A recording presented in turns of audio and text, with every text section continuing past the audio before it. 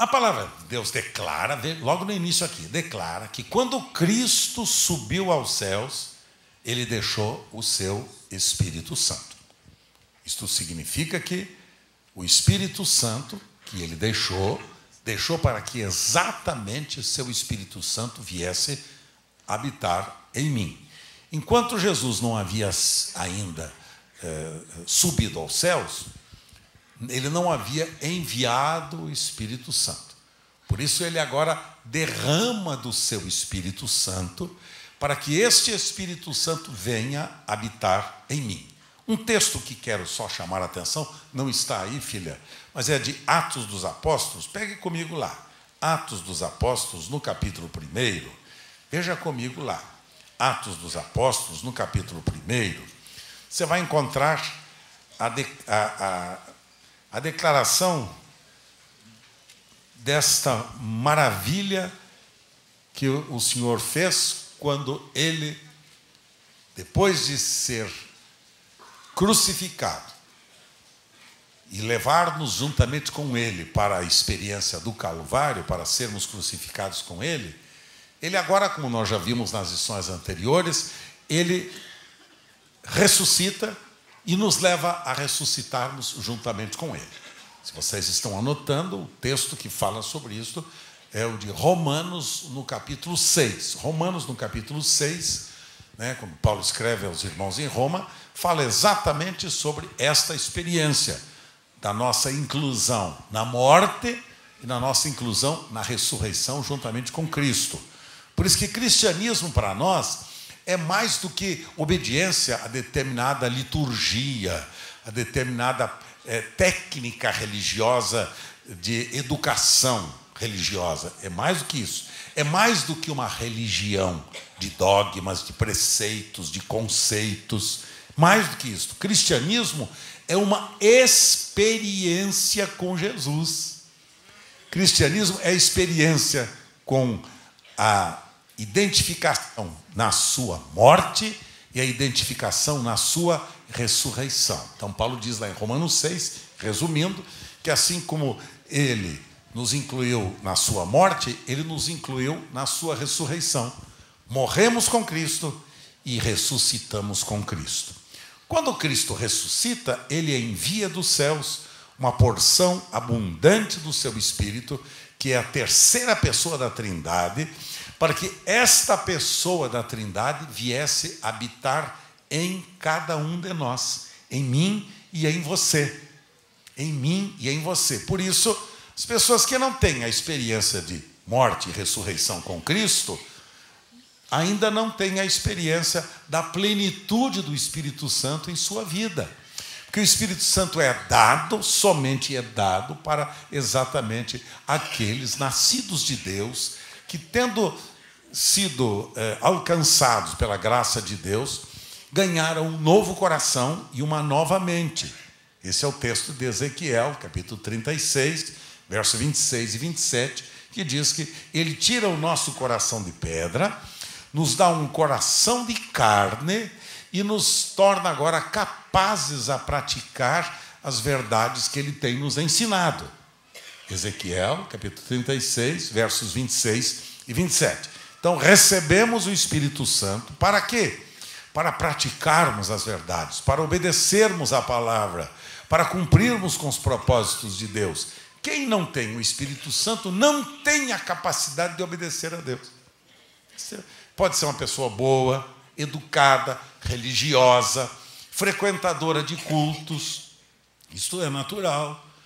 Mas se não tem uma experiência de transformação, que a Bíblia chama de regeneração, o que é regeneração? É regerados, é gerados outra vez, gerados de novo, transformados de filhos do diabo em filhos de Deus, de escravos do pecado em servos da justiça. Veja, é mudança, portanto, de mente e coração.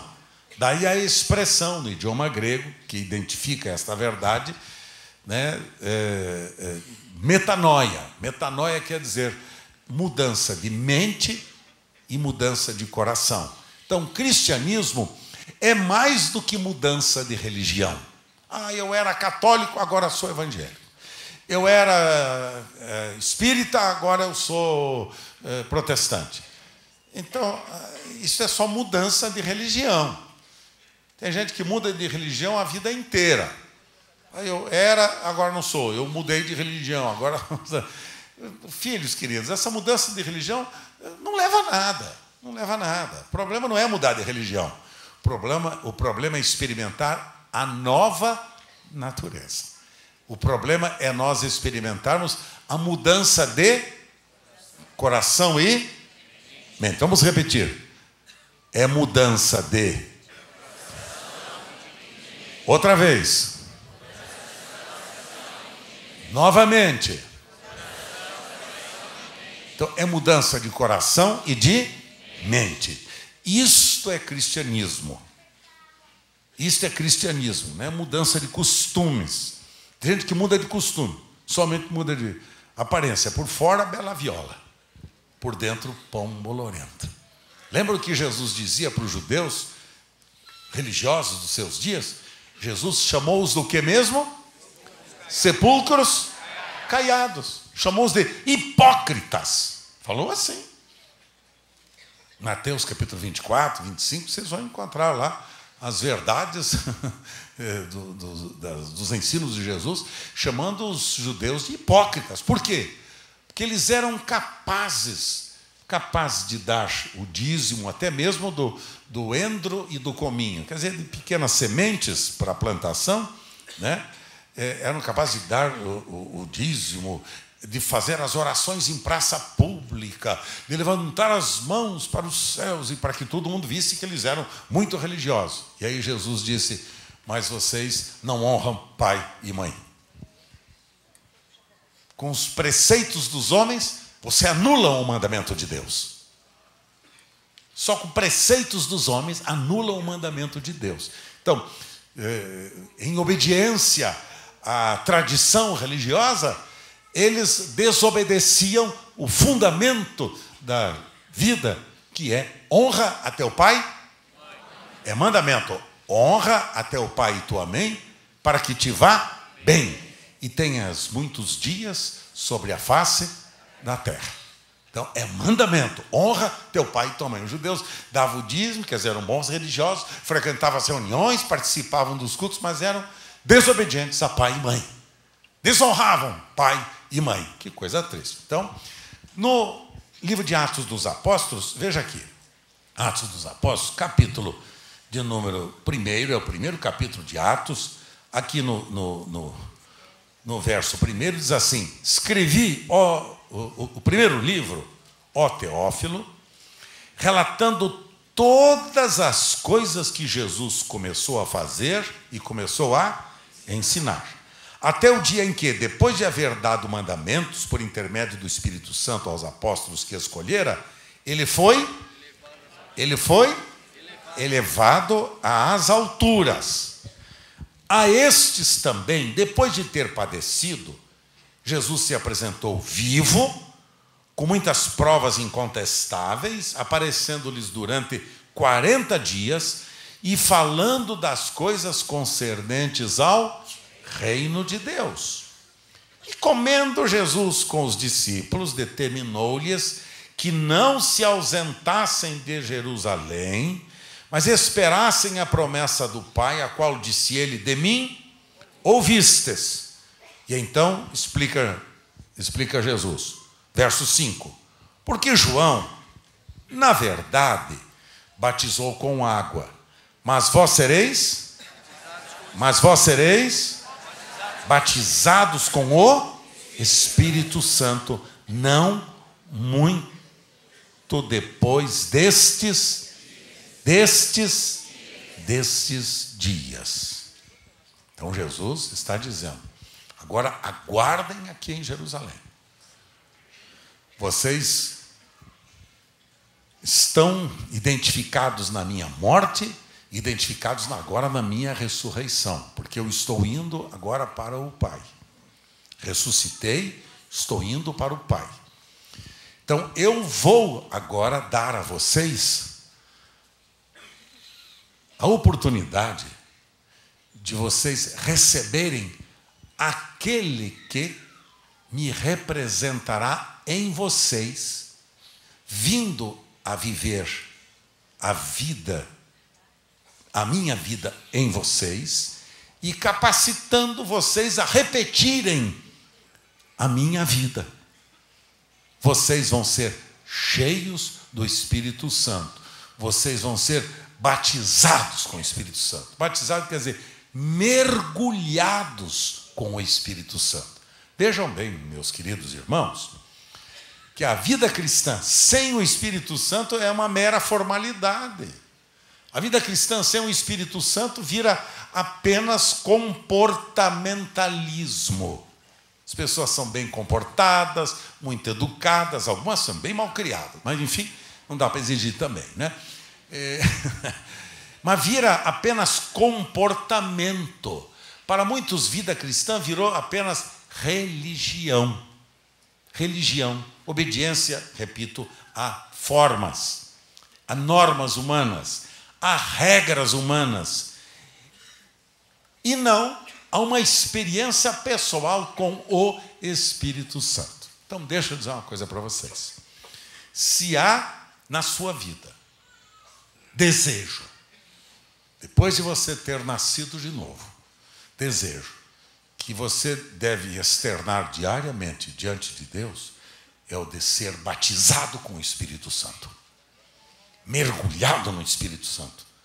Porque enquanto eu e você não formos mergulhados no Espírito Santo, a vida cristã é isto mesmo que muitas vezes a gente vive, apenas mera formalidade. É vida cristã que se reúne na frequência das reuniões de celebração aos domingos pela manhã, ou domingo à noite, ou nas reuniões da semana. Então a gente pensa que cristianismo é frequência a uma igreja,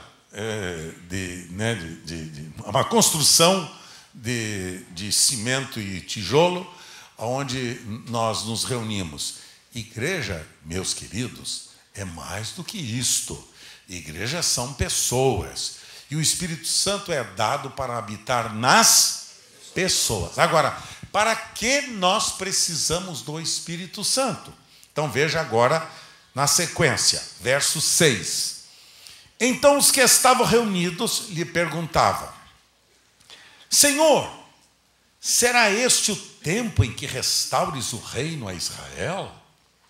Respondeu-lhes Jesus: não vos compete conhecer tempos ou épocas que o Pai reservou para a sua exclusiva autoridade. Agora vejam o verso 8, que é fundamental. Mas recebereis poder. Recebereis? Poder. Mas recebereis? Poder. Ao descer sobre vós o Espírito Santo. E então? Sereis minhas testemunhas, tanto em Jerusalém, como em toda a Judeia e Samaria, e até os confins da terra. Ditas estas palavras, foi Jesus elevado às alturas à vista deles, e uma nuvem o encobriu dos seus olhos. E estando eles com os olhos fitos no céu, enquanto Jesus subia, eis que 2 varões vestidos de branco se puseram ao lado deles e lhes perguntaram: varões galileus, por que estáis olhando para as alturas? Esse Jesus, que dentre vós foi assunto ao céu, subiu ao céu, assim virá do modo como o vistes subir. Então agora veja bem.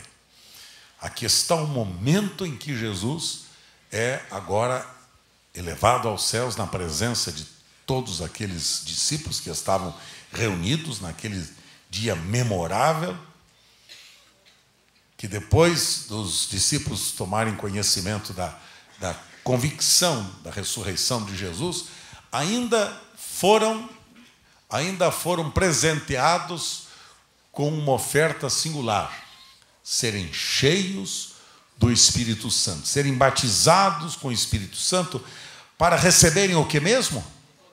Veja o verso 8, diz assim: para receberem poder. Agora, Que poder é este que o Espírito Santo nos outorga? Porque se Jesus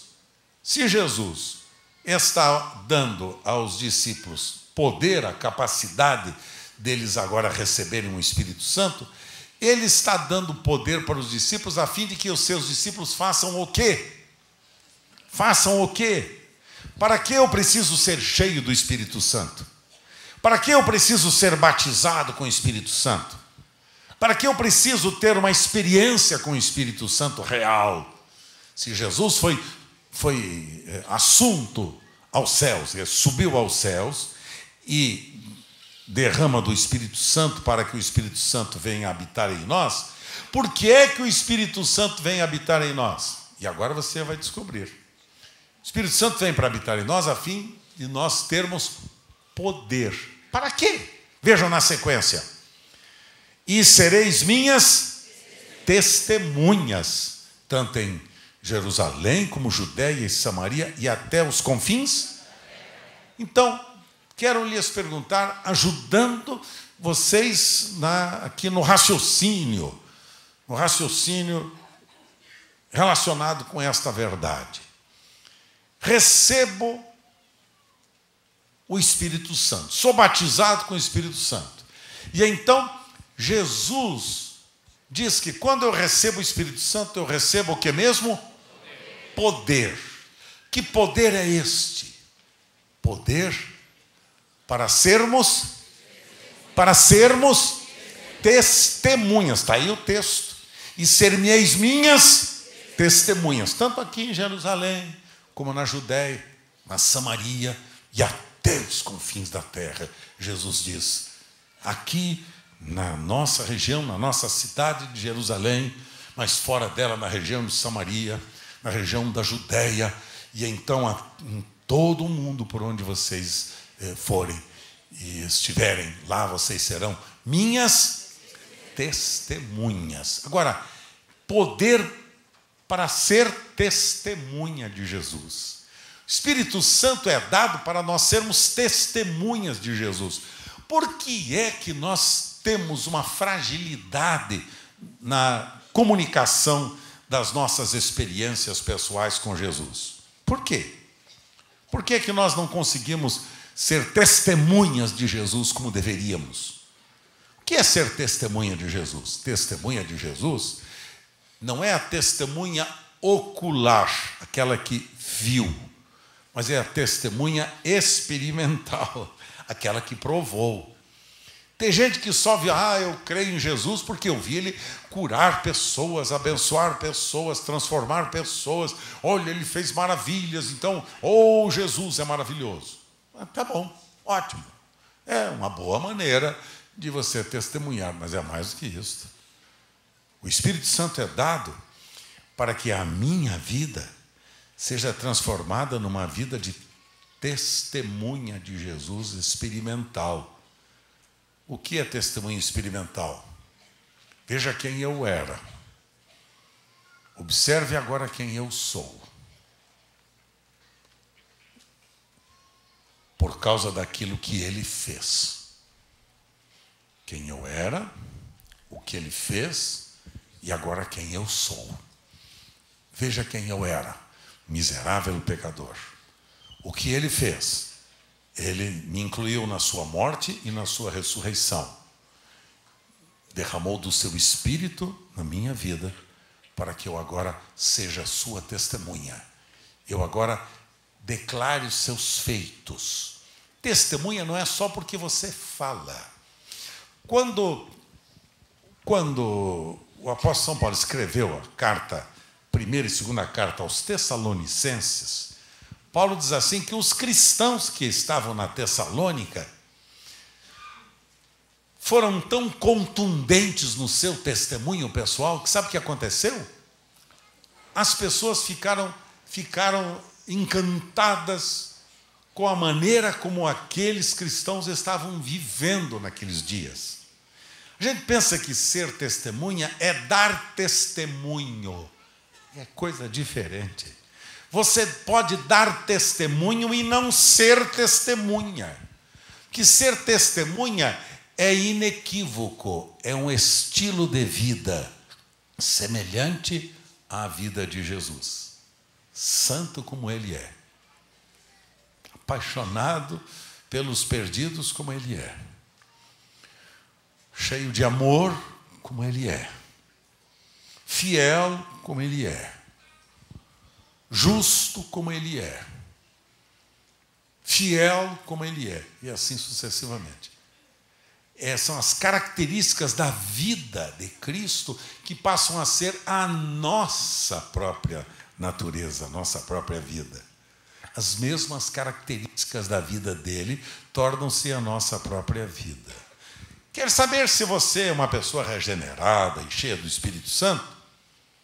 Quando a sua esposa diz assim para você: você está cada vez mais parecido com Jesus. Quer saber, minha senhora, quando é que a senhora, em verdade, tornou-se parecida com Jesus? Quando o seu marido diz: querida, maneira como você me ama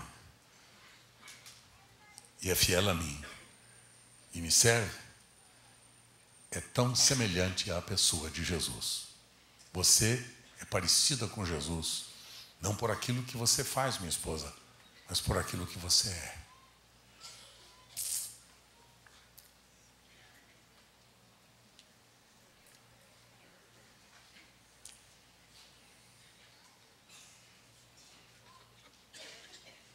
Para a gente refletir, para a gente pensar.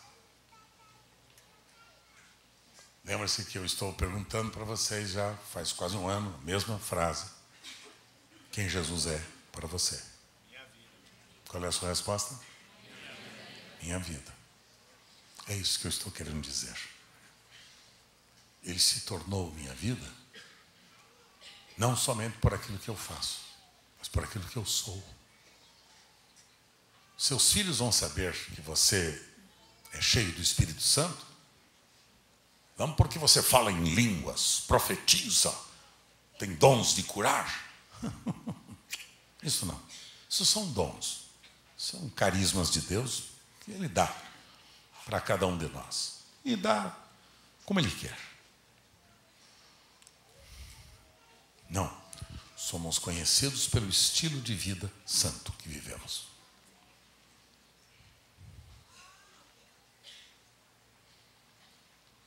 O que os seus filhos dizem a seu respeito? E os seus filhos que são cristãos, o que você diz a respeito deles? O que é que o seu patrão pensa de você? O que é que ele diz de você? O que é que os seus funcionários dizem de você? O que é que os seus colegas de faculdade dizem a seu respeito? O que que os seus companheiros de internet pensam de você? O que eles dizem de você? O que os seus amigos de rede social estão pensando de você agora? Pelos comentários que você faz, pelos escritos que você faz, pelos assuntos que você trata. É assim que nós somos conhecidos. Ou não é? Meu pasmo, meu espanto é que às vezes muitos, chamados até de cristãos, nas suas redes sociais, estão cheias de palavrões. Palavrões obscenos. Piadas imorais. Igual Jesus faz. Não é assim que Jesus faz?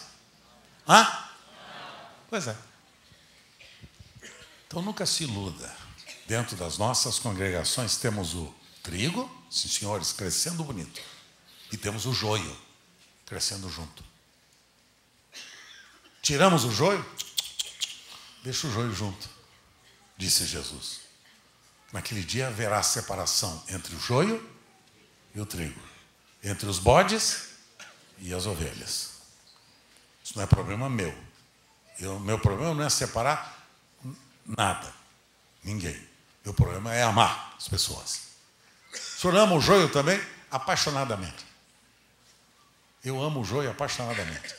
Acho que eu tenho amado mais o joio do que o próprio trigo. Tenho me dedicado, às vezes, muito mais ao joio do que ao trigo. Porque o trigo não me dá trabalho. O trigo só me alegra o coração. O trigo só me traz alegria. E o trigo só me chama para eu participar da colheita. Mas o joio me dá um trabalho enorme. O joio me cansa. O joio é maledicente.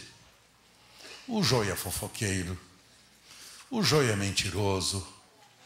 O joio é arrogante. O joio é hipócrita. O joio é muito prepotente. E assim sucessivamente. Eu vou tirar? Eu não. Eu vou amar. Na esperança de que Deus deu arrependimento para que ele se converta, seja salvo e ganhe a nova vida de Jesus. Amém? Portanto, vou te amar, vou te amar. Como é que é mesmo esse cântico? Hein, Ronaldo, como é que é? Vou te amar, vou te amar, vou te amar, vou te amar. O pastor Antunes lembra. Olha aí que maravilha. Hoje não é a Wanda, não. Hoje é o pastor Antunes, tá vendo? Hoje é o Antunes velho de guerra. Vou te amar, vou te amar. Como é que entra? Olha só, vamos chamar. Guga, me convoca o Antunes. Convoca o Antunes para a próxima reunião. Entendeu? Hein? É melhor o solo, né, cara? Porque atrás não vamos conseguir andar, mas a gente vai no solo. Neto, não. Valeu. Mas então, queridos, é a vida de Cristo em nós. Por isso, a importância, veja lá, na sequência deste nosso livreto, eu estou dizendo assim: por isso eu confesso que já fui glorificado espiritualmente com Cristo, sou morada do Espírito Santo e recebo agora a sua presença. A presença produz em mim hoje o fruto do Espírito Santo, que é o amor. Esse amor se expressará de que forma? No meu relacionamento com Deus, com minha família, com meus irmãos lá nas células e com os perdidos no trabalho, na escola, onde quer que nós estejamos. Também me entrego ao Espírito Santo para que ele me capacite a ser testemunha de Cristo e a destruir as obras do diabo através dos seus dons ministeriais. Eu já vou entrar nesse tema. Sei que falarei em outras línguas, como um dos sinais prometidos por Jesus para os que nele crescem. Quando falar em línguas estranhas, devo dar tempo para que meu espírito ore a Deus desta forma. Isto também produzirá a edificação da minha fé. Então, agora veja bem aqui uma coisa. Jesus se reúne lá naquela assembleia que estava orando. Veja aqui, capítulo 1 de Atos. Vamos voltar lá para Atos. Verso 12 diz que então os discípulos voltaram para Jerusalém, lá no monte chamado Olival, Monte das Oliveiras, que dista da cidade como a jornada de um sábado. E quando eles ali entraram, subiram para o cenáculo onde se reuniram Pedro, João, Tiago, André, Filipe, Tomé, Bartolomeu, Mateus, Tiago, filho de Alfeu, Simão, o Zelote, Judas, o filho de Tiago. Verso 14. Todos estes perseveravam como? Unânimes em oração com as mulheres, sempre as mulheres juntas, graças a Deus essas mulheres, senão estavam lascados na vida. Estando entre elas Maria, mãe de Jesus, e com os irmãos dele. Naqueles dias, levantou-se Pedro no meio dos irmãos.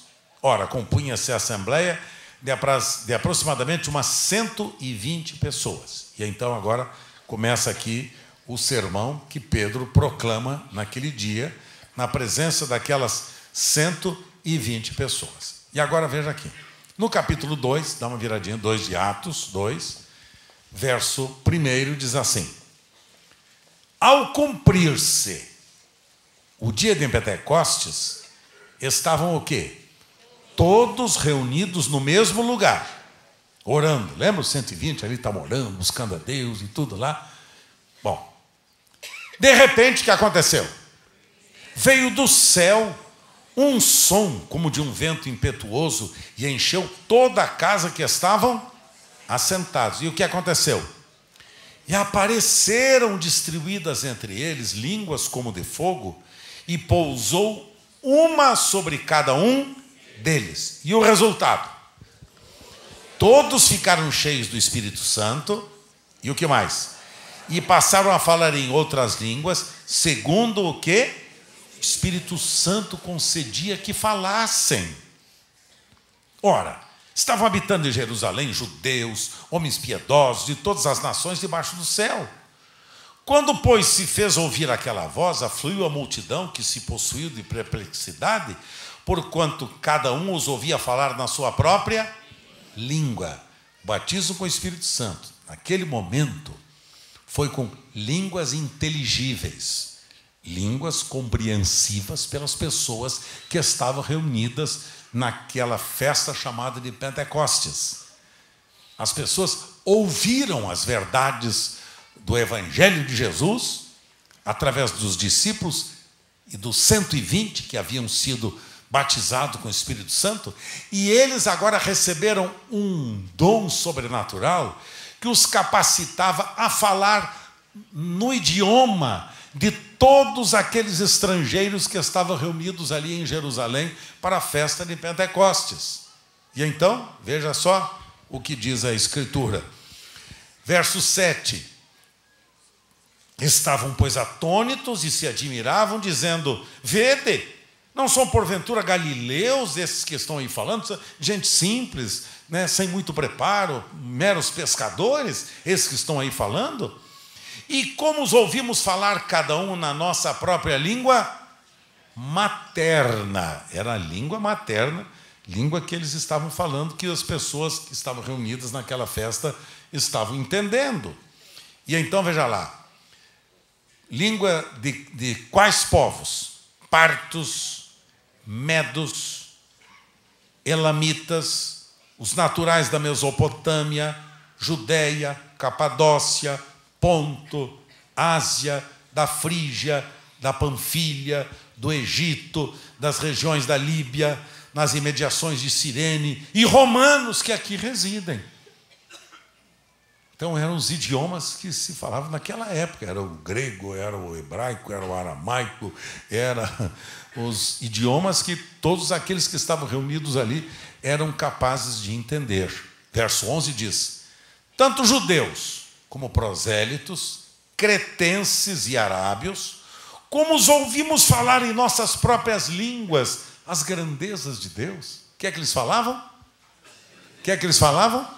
Grandezas de Deus. Todos atônitos e perplexos interpelavam uns aos outros, dizendo: o que quer isso dizer? Outros zombavam, dizendo: eles estão embriagados, eles se embebedaram, por isso que eles estão falando estas coisas. Mas enfim, o Espírito Santo havia sido dado agora para quê? Para que aquele grupo de discípulos de Jesus falasse das grandezas de Deus para todos os povos, tribos, línguas e nações que estavam reunidas ali em Jerusalém. O Espírito Santo havia sido dado exatamente para isto, para torná-los testemunhas de Jesus, anunciando os feitos de Jesus poderosos. Então, para que eu preciso do Espírito Santo na minha vida? Primeiro, preciso do Espírito Santo para eu ir sendo transformado cada dia mais num homem semelhante a Jesus, não em uma mulher parecida com Jesus. Por isso nós precisamos do Espírito Santo. Você não consegue viver a vida cristã sem o Espírito Santo. Você não consegue viver vitoriosamente sobre o pecado, sobre as tentações, sobre as lutas, sobre as crises, as dificuldades, sem o Espírito Santo. Porque sem o Espírito Santo você passa a reagir meramente, humanamente falando, só com reações meramente humanas. Você não tem a capacidade de reagir segundo a motivação e a capacitação que o Espírito Santo dá a você. Por isso, nós precisamos todos do batismo com o... Do batismo com o... Ser batizado com o Espírito Santo é experimentar do poder transcendental, transformador, que Jesus concede a cada um de nós para revivermos a vida de Jesus. Revivermos de novo a vida de Jesus. Uma igreja sem o Espírito Santo é uma igreja morta. Uma igreja sem o Espírito Santo não ama o perdido. Uma igreja sem o Espírito Santo não é capaz de viver em amor. Uma igreja sem o Espírito Santo não é capaz de cuidar do pobre, do órfão, do oprimido e do necessitado. Uma igreja sem amor não é capaz de ter casamentos estáveis. Uma igreja sem o Espírito Santo não consegue relacionar-se com justiça com as pessoas. Uma igreja sem o Espírito Santo não consegue expressar amor. Portanto, eu e você precisamos do quê? Precisamos do quê? Não levante sua mão, por favor, permaneça como está, mas a pergunta que vou lhe fazer é esta. Você já foi batizado com o Espírito Santo, conforme diz a Escritura? Que se você ainda não foi batizado com o Espírito Santo, quero lhe propor que você separe um tempo diante do Senhor, todos os dias na sua vida devocional,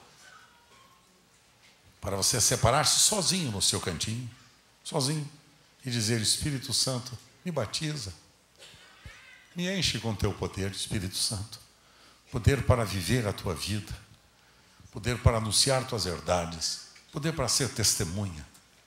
Semana estava falando na equipe pastoral sobre as nossas células, e estávamos pensando por que as nossas células não estão multiplicando-se como deveria.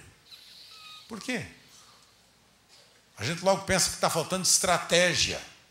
Logo a gente imagina que está faltando talvez um curso especial de evangelismo. Não. Sabe o que está faltando? Unção nova do Espírito Santo na minha e na sua vida. Porque só a unção que nos torna sensíveis. Só a unção do Espírito Santo que é capaz de quebrantar o nosso coração. É só a plenitude do Espírito Santo que é capaz de nos levar a cuidar do necessitado, do oprimido, de interessar-se pelos que estão se perdendo.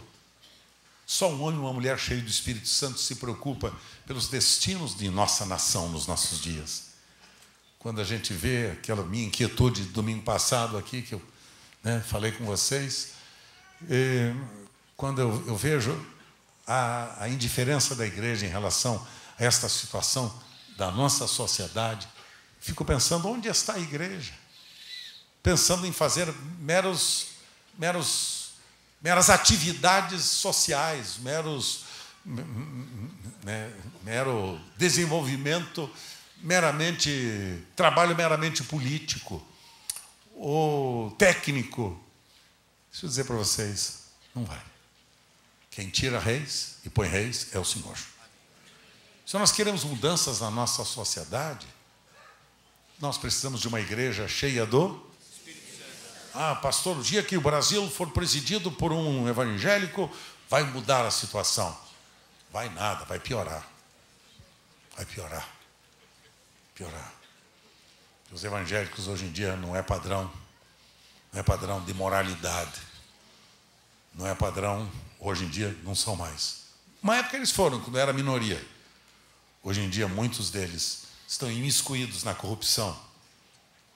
Piores do que os próprios corruptos. Um governante com quem eu falei uns anos atrás, uma reunião que eu havia sido convidado para ir, havia vários políticos e governantes importantes, e me convidaram para eu dar uma palavra numa reunião. Eu disse para eles, primeiro, eu disse, não vim aqui para pedir nada, buscar nada de ninguém. Primeiro, porque eu não preciso de nenhum de vocês. Já começo resolvendo bem claro, não preciso nada de vocês. Vim aqui para oferecer para vocês. Oferecer o meu ânimo de abençoar a minha nação através de uma igreja onde haja justiça e amor, serviço para abençoar o próximo que está aflito e precisando da graça de Deus. Vim aqui para oferecer. Mais ou menos nesses termos assim. Aí depois, no final, um dos governantes que estava ali, um dos mais importantes, me chamou e disse: Carlos Alberto, que nunca tínhamos ouvido isso de ninguém. Né? Porque nós, governantes, estamos acostumados a sermos procurados pelas pessoas e pelos muitos dos evangélicos, são procurados por eles para pedir favores ou vender favores. Se você, por exemplo, você tem um programa de televisão, então você pode arranjar o pagamento do programa de televisão se você vender o rebanho.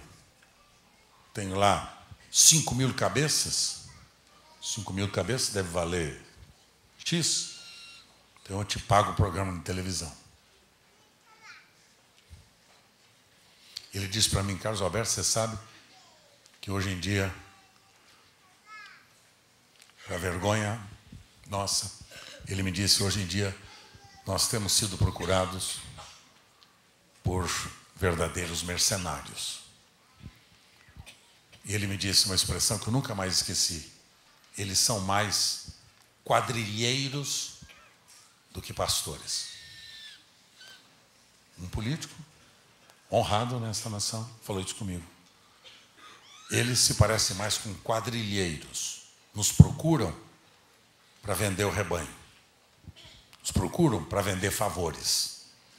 Ele disse: quando você fez esse discurso hoje para nós e disse que você não precisa, e disse que você que veio oferecer, para nós isso é novidade.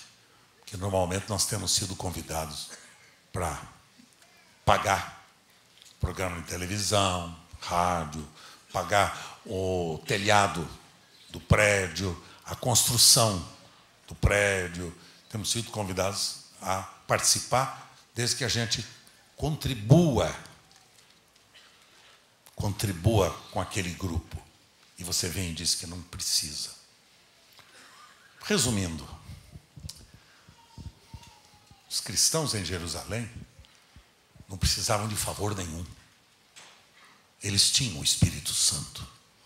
Eram capazes de oferecer os benefícios que o Espírito Santo produz na vida dos cristãos. Serviço. O serviço cheio de amor. O serviço que promove justiça, que promove verdade. O serviço acompanhado de uma vida de santidade, de fidelidade. Observem isso entre vocês. Esses são valores do reino de Deus. E nós cristãos precisamos praticá-los, meus queridos. Senão é uma vergonha para nós. Imagine as pessoas que vão se convertendo entre nós. Devem ter uma imagem muito positiva a nosso respeito. E quando elas nos conhecem mais de perto, o que é que elas pensam?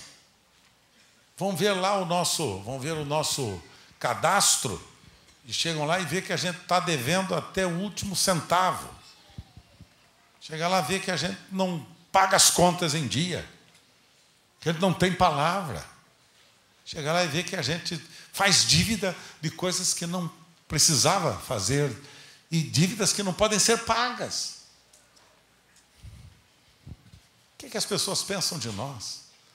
Por isso, ser cheio do Espírito Santo é ter a vida de Cristo de novo em nós. Essa tem que ser a paixão da minha e da sua vida, queridos.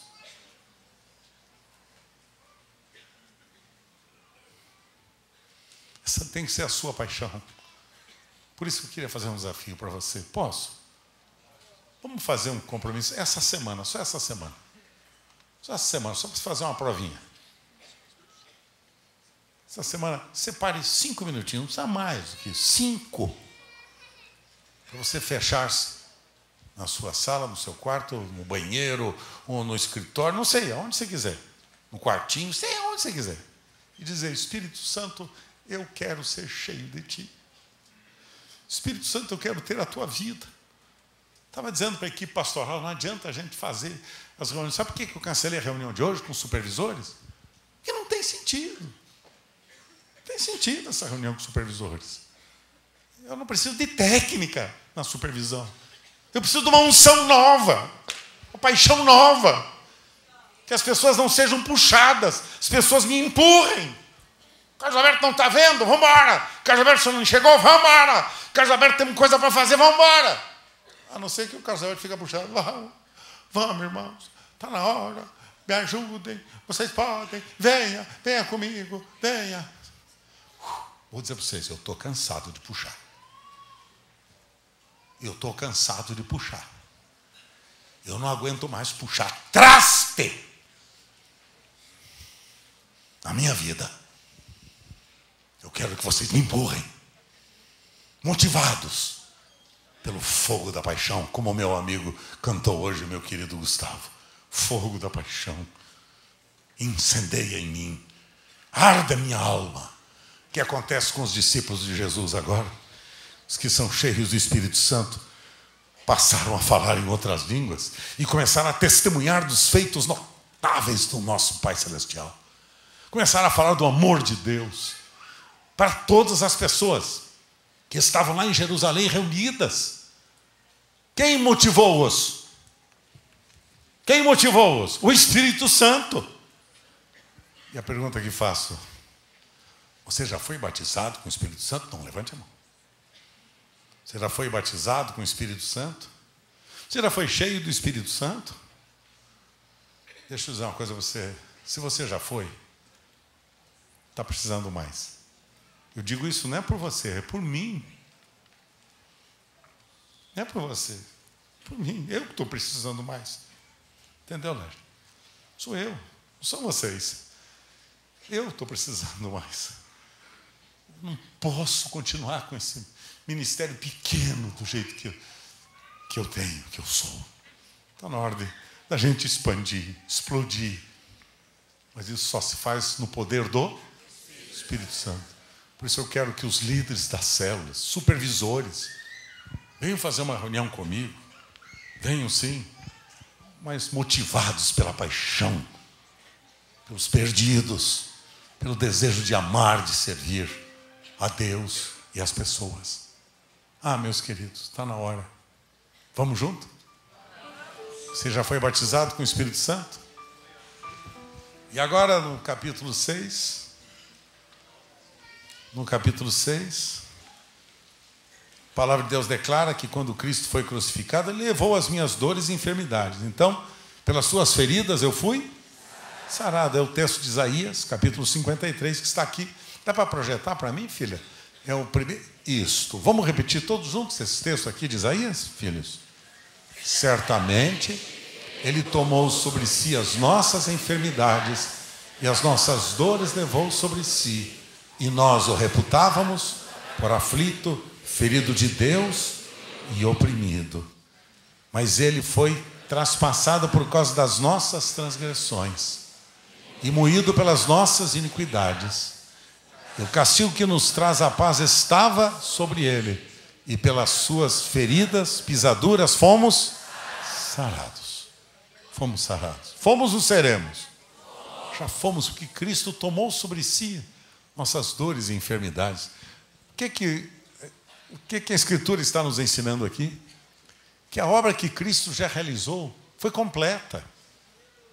No poder da sua morte, da sua ressurreição, Ele toma a nossa miséria, a nossa maldição, a nossa desgraça, as nossas dores e enfermidades, nossos pecados e iniquidades, Ele toma no seu próprio corpo e agora Ele leva no seu corpo para que eu ficasse livre das minhas dores e enfermidades. Aqui dores são as dores da alma, né?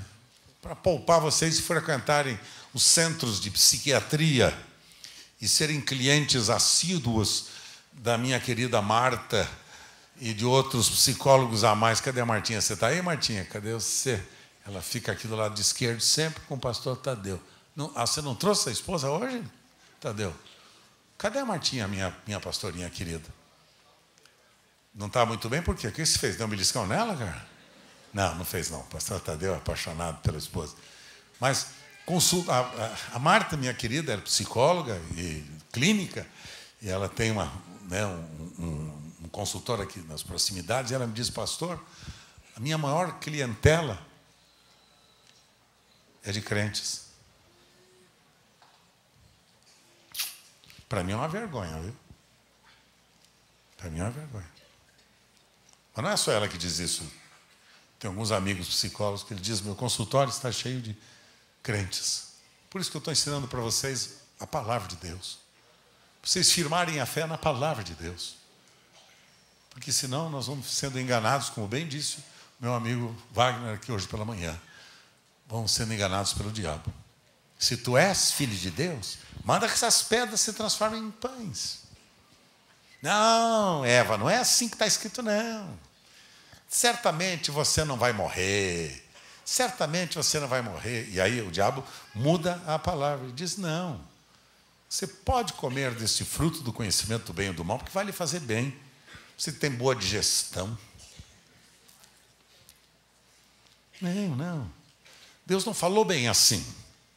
Você pode fazer do jeito que você quiser. O diabo é hábil em tentar interpretar ao modo dele a palavra de Deus para nos enganar. Então a falta de conhecimento da Escritura leva a gente a ficar de pendurado na doença, justificando. Agora está na moda dizer que está deprimido. Como é que você está? Estou em depressão. Estou em depressão, tudo bem, está deprimido, está ótimo. O que é que você está fazendo para sair dessa depressão? Faça o que a pastora Sueli fez. Ela contou para nós há 2 domingos atrás, quando a depressão quis escravizá-la, ela levantou-se no poder da palavra e disse, está escrito. Deus não me deu o espírito de temor, mas de poder, ousadia e de moderação. E saiu daquilo e nunca mais entrou em depressão. Só faz eu entrar, né? Todo fim de mês eu fico deprimido. Brincadeira, né? Depois, sabe por que eu fico deprimido? Quando chego em casa, o couro come para o meu lado. Ela fala, você faz essas brincadeiras? Depois as pessoas pensam que é verdade. Não é verdade. Nem tanto, mas enfim, não é verdade. Só para descontrair. É verdade. Mas é verdade, pessoal. Estou deprimida. Deixa de ser preguiçoso. Se encha do Espírito Santo. Você já viu um homem, uma mulher cheia do Espírito Santo deprimido? O cara vira uma bomba de milhões de megatons, mais do que bomba atômica. Uma loucura. Quem é que está deprimido? Eu estou deprimido. Por quê? Estou deprimido porque eu sou preguiçoso. Não leio a palavra, não me encho do Espírito Santo, não vou buscar Deus. Aí fica deprimido mesmo. Eu não fico deprimido, deixo vocês deprimidos. Vamos lá, pessoal, vamos ser cheios do Espírito Santo. 5 minutinhos essa semana. Quantos querem fazer esse compromisso comigo? Deixa eu ver. Que maravilha. Por isso que eu me orgulho de vocês. Pastor, orgulho é pecado. Não, esse é santo. Esse é orgulho santo. Esse é orgulho do Espírito, não é orgulho da carne. Esse é do Espírito. Que eu tenho um orgulho enorme por vocês. Amados do meu coração. Amo você. Quer sair da sua doença? Da sua depressão? Encha-se do Espírito Santo. Vamos lá? Bom, e agora, o que é que vamos fazer? Tem uma ilustraçãozinha para vocês aqui. Mateus capítulo 8. Se prepare já o grupo musical, Mateus 8. E com isso eu vou encerrar aplicando essas 2 verdades que eu vou comentar com vocês. Mateus 8. Mateus 8, pega lá esse texto, vale a pena você conhecer. Olha só. Mateus 8, verso 5. 8, Mateus capítulo 8, verso 5. Tendo Jesus entrado em Cafarnaum, apresentou-se-lhe um centurião, implorando, Senhor, O meu criado jaz em casa de cama, paralítico, sofrendo horrivelmente. Jesus lhe disse: eu irei curá-lo. Verso 8. Mas o centurião respondeu: Senhor, não sou digno de que entres na minha casa, mas apenas manda uma palavra, e o meu rapaz será? E o meu rapaz será? O que é que ele queria? O que é que ele queria? Ele disse: basta uma palavra só. Para o centurião romano, veja que não era um judeu, era um romano. Portanto, era considerado pagão, gentio. Não era um judeu da linhagem das tribos de Levi. Não, era pagão. Não conhecia as verdades de Deus como eu e você conhecemos. E diz: olha, o meu servo está doente lá em casa, está enfermo, mas eu só preciso do que mesmo? De uma palavra. A tua palavra, Senhor. Jesus, a tua palavra, Jesus. Só a tua palavra. Se mandares uma palavra, meu servo vai ficar curado. O que é que eu preciso enviar? Quando alguém está enfermo em minha casa, o que eu preciso proclamar? Quando alguém está passando por crises ou necessidades, o que eu devo exaltar? Palavra. Agora, se você não conhece a palavra de Deus, como é que faz? Fica só naquele negócio: sangue de Jesus tem poder. Está amarrado. Ah, vai se desamarrar de uma vez, ô caba da peste. Vai se desamarrar de uma vez. Está amarrado, coisa nenhuma. Vamos voltar para a Bíblia. Logo que eu preciso encerrar. E agora Lucas, capítulo 5. Olha lá, olha que texto fantástico. Lucas, aí na frente, 5. Verso 5. Todo mundo conhece, né? Respondeu-lhe Simão a Jesus: Mestre, havendo trabalhado toda a noite, nada apanhamos. Mas sobre a tua palavra lançarei as redes. Isto fazendo, apanharam grande quantidade de peixes e rompiam-se-lhes as redes. Por quê? Porque eles passaram a noite toda, a madrugada toda, horário melhor para pescar, e não havia nada. Nada. E peixe não pescaram nenhum. Quando eles voltaram para a praia, diz que Jesus estava ensinando no barco as multidões. E quando Jesus acabou de falar com as multidões, verso 4, diz que ele olhou para os seus discípulos, e particularmente para Simão, e disse: Ô Simão, faze-te ao largo e lance as redes para pescar.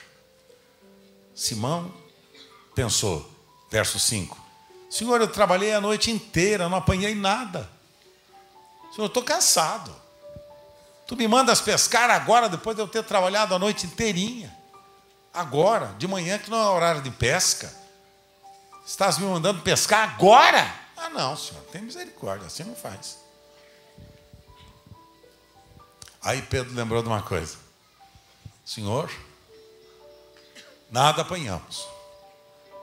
Estamos cansados. Fizemos de tudo que podíamos. Trabalhamos no melhor lugar para a pescaria e não conseguimos trazer nenhum peixe. Mas, Senhor, sobre a tua palavra lançarei a rede. Por causa da tua palavra eu vou lançar a minha rede. Porque tu estás dizendo que é para eu fazer assim, eu vou fazer. E o resultado qual foi? E o barco voltou cheio, repleto de peixes, e todos glorificavam a Deus, e muitos companheiros levaram outros barcos para ajudá-los, e encheram-se ambos os barcos ao ponto de irem a pique. E Jesus disse: o resultado você colhe quando você deposita a sua confiança e a sua fé na minha palavra. Palavra de Jesus. Se a gente não confiar na palavra, a gente não consegue superar as crises. Consegue? Eu não consigo. Eu não consigo. Palavra de Deus. E enviou-lhes a sua palavra e os sarou. E os livrou do que lhes era mortal. A palavra. Vai mal o seu casamento? Qual é a palavra de Deus que você tem para o seu casamento? Se vai mal o seu casamento, chame a sua esposa ou chame o seu marido e declare a palavra de Deus. Dizendo para ele: meu querido esposo, está escrito que eu e a minha casa serviremos ao Senhor. De forma que você faz parte desta aliança e pode acontecer o que acontecer, haja o que houver. Eu, você e nossos filhos serviremos a Deus, porque está escrito que se eu crer na palavra dele, eu e minha casa seremos salvos. Não precisa, está amarrado. Isso é uma infantilidade tola. A gente não conhece a Bíblia, fica só de chavãozinho bobo. Não conhece a Bíblia, tem que dizer, está amarrado, o que mais que é? Qual é os outros? Qual é mesmo? Não vem não, cara. Hã? Para trás de mim é? Queima Jesus. Tadinho do cara. O inimigo se levanta para cair. Conhece bem, Ronaldo? Qual é, Guga? Tá pensando aí? Você também tem, não vem, não me enrola não. Oh, irmão, você tem a marca da promessa, irmão. Fica tranquilo que tudo vai dar certo. Tá? Se tem a marca da promessa, vai dar tudo certinho. Dá com os burros na água. A palavra de Deus. Você está enfermo? Qual é a palavra de Deus para o seu coração? Está escrito. Jesus Cristo te dá saúde. Sempre põe na frente. Está escrito. Que o diabo treme quando você fala, opa. E o cara conhece a palavra de Deus, não posso brincar com ele. Né? Deus deve, com D no final. Não, é com I. T-I. D-I. Deus deve ti. Até que enfim, aprendi. Por que o cara tem um nome tão difícil desse, né? Deus deve. Depois, por exemplo, o nome fácil, Carlos Alberto, pronto, está resolvido. O que é que você acha de Deus deve? Deus deve, Deus dá. É, lindo o significado, não sabia disso, Deus deve. Deus dá. E por isso que eu sou um homem assim, compassivo, amoroso, sempre oferecendo o melhor para os irmãos. E eu tenho sido testemunha desse fato. Você tem dado tanto a mim, não só por causa do seu nome, por causa da sua vida, da vida de Cristo em você. Por isso que eu não gosto de chamar as pessoas pelo apelido, sabe por quê? Porque o nome fala da nossa identidade. O nome fala da identidade. Quando você chama Ô Zé, quem é esse cara? Zé não quer dizer nada. Agora, se é José, sabe o que significa José? José, como é que é? É o próspero. José significa... Quando eu falo José, estou dizendo próspero. Quantos José tem aqui? Deixa eu ver. Fica em pé, José. Fica em pé, os Josés. Fica em pé, José. Quando eu falo José, o que é que eu digo para ele? Próspero. Depois você convida para almoçar, tá? Os prósperos. Aqui estão os prósperos. Qual é o outro nome? Sueli, por exemplo. O que significa Sueli? Luz. Ai, que luz, filho. Isso não é luz, não. Isso é um holofote, meu filho. Um holofote que não é brincadeira comigo, não. Haja holofote aí, Osmar. Hã? Forol. O que é que diz o seu nome? O que significa seu nome? Hã? Osmar, qual é o teu, Osmar? Gil, qual é o teu? Gilberto. Gilberto. O Berto do Gil. Anderson, o que é o seu nome, filho? Procurem o significado do seu nome para a gente poder chamar você pelo nome. Hã? Ageu, Ageu. O que quer dizer Ageu? Festeiro. Tem Ageu aqui ou não? Um festeiro. Tem mais festeiro aqui? Festeiro. Chama pelo nome. Gosto de chamar pelo nome. Quando me chamava o meu filho, Carlos Alberto, de Júnior, eu ficava muito invocado. O Júnior não é nome dele. O nome dele é Carlos Alberto, é um nome fantástico. Eu gosto muito desse nome. Maravilhoso esse nome, eu gosto. Eu não gosto de chamar de nome. Ô, Tutu, Juju, Tatu. Então, tem sentido. Eu estava essa semana, falei com os líderes aqui na terça-feira, o nome lá como é, da oração lá, como é, de Jabez. Sabe qual é o significado do nome Jabez? Os que estavam aqui comigo ouviram. Jabez significava o que veio ao mundo com dores. Quer dizer, a mãe teve um parto dolorido, difícil, e colocou o nome dele de Jabez, aquele que veio ao mundo com dores. Então, toda vez que falava Jabez, ele lembrava de quem ele era. O cara que botou a mãe para sofrer quando nasceu. Você imaginou? É legal isso, né? Botar um nome no filho das nossas dores. Horrível. Hã? Não entendi. O que significa Esther? Esther é estrela. Estrela. Por isso que é tão linda assim. Hã? Amara significa amarga.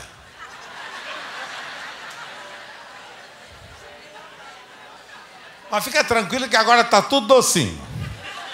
Jesus já deixou todos nós doces. O Jabez agora, veja a oração de Jabez, né? A oração de Jabez, o cabo que diz assim: Senhor, as coisas ao meu redor vão mudar, porque tu me dás uma nova identidade, faz de mim uma nova criatura. Então hoje você tem um novo nome. Sabe qual é seu nome?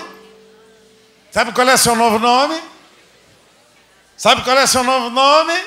Jesus é o seu nome. Seu nome é Jesus. Lembra-se quando os discípulos entraram lá em Antioquia da Síria, a turma falou: olha os cristãos. Por quê?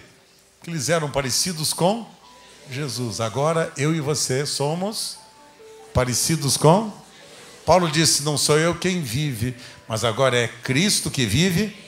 Como é seu nome? Jesus. Quem é você? Os pequeninos cristos. Vamos ficar em pé.